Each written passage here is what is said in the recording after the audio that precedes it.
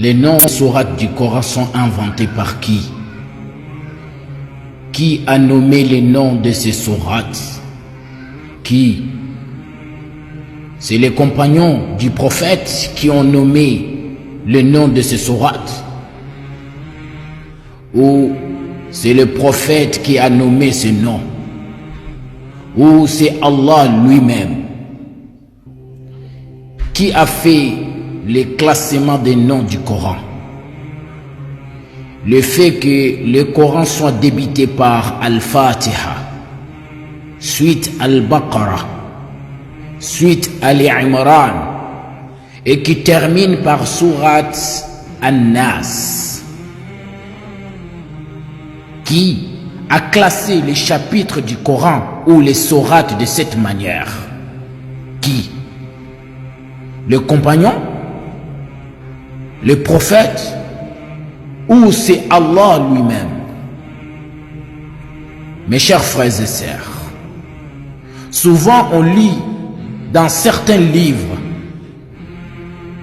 et on apprend dans certains livres de la science du Coran que les noms de certains sourates ou certains chapitres du Coran sont inventés par les compagnons du prophète.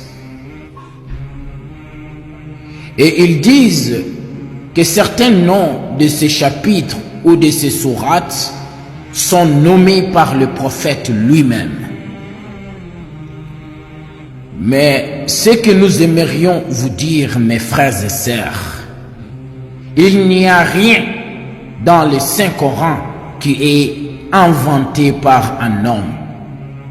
Rien n'existe dans le Saint-Coran qui est inventé par le prophète lui-même. Même une seule lettre. Les lettres du Coran sont inventées par Allah. Les mots du Coran sont inventés par Allah. Les noms des sourates du Coran sont inventés par Allah.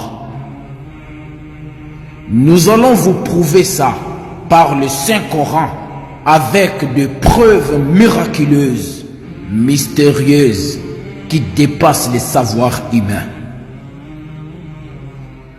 Prenons l'exemple de la sourate Al-Layl. Sourate Al-Layl. Le fait que la sourate Al-Layl soit nommée Al-Layl, ce n'est pas hasard, mes frères et sœurs. Dans le Saint-Coran, le mot Al-Layl est répété 92 fois.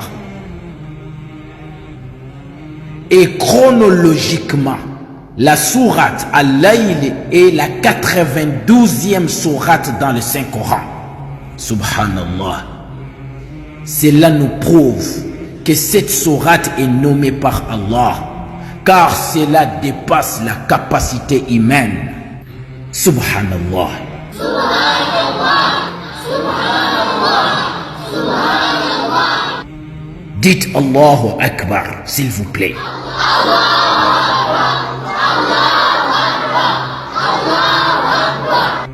Prenons un deuxième exemple. Dans la sourate An-Nahl, les abeilles. Cette sourate n'a pas été nommée chapitre des abeilles ou la sourate des abeilles par hasard. La sourate a été nommée les abeilles par Allah. Nous allons vous prouver ça par l'aide d'Allah.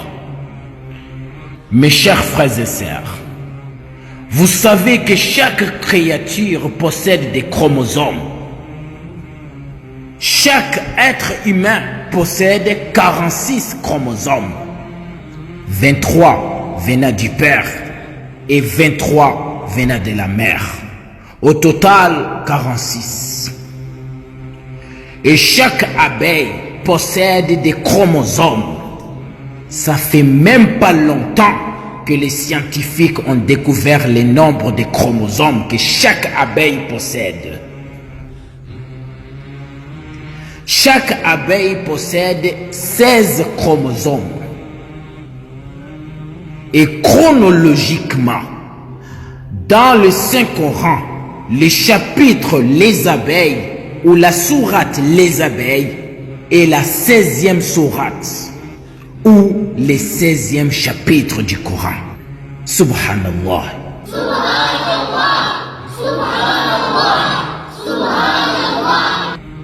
Dites Allahu Akbar, s'il vous plaît.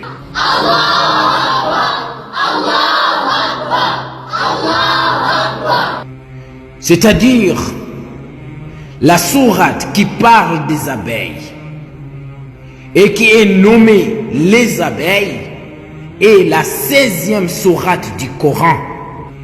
Et le nombre de chromosomes que chaque abeille possède est au nombre de 16.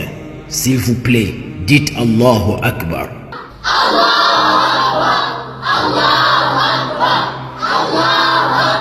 Écoutez mes frères et sœurs, chez l'abeille femelle, il y a 16 paires de chromosomes. Mais chez le mâle, il n'y a que 16 chromosomes. Si on divise les 16 chromosomes du mâle par 2 égale 8. Et nous allons multiplier ces chiffres 8 par 16 égale 128. Et c'est exactement le nombre de versets qui se trouvent dans la sourate An-Nahl, les abeilles. Allahu Akbar.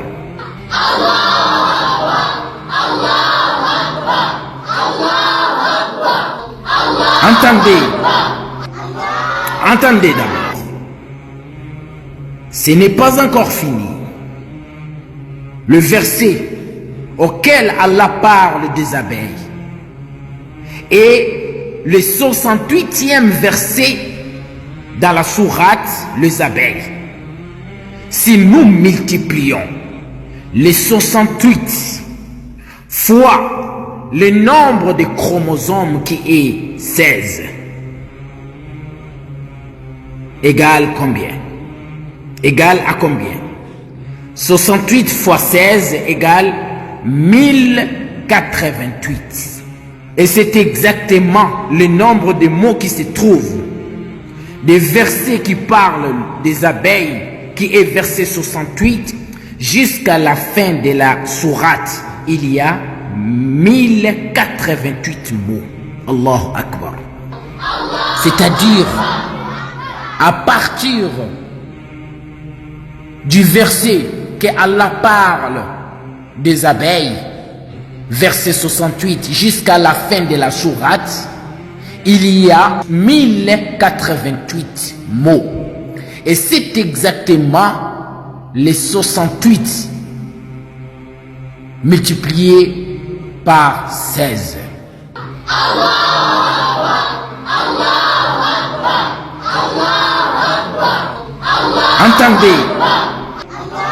Entendez d'abord. Ce n'est pas encore fini. Ce n'est pas encore fini. Attendez. Jusqu'à là où Allah va citer le nom des abeilles, il dit wa awha rabbuka ila nahl. Comptez le nombre de lettres. Vous allez trouver 16 lettres. 16 lettres, avec 16 lettres qu'il a construit cette phrase. Wa awha rabbuka ila nahl. 16 lettres. Il dit, et voilà ce que ton Seigneur révéla aux abeilles. Dites-moi, est-ce qu'il lui reste encore des doutes sur les Saint Coran?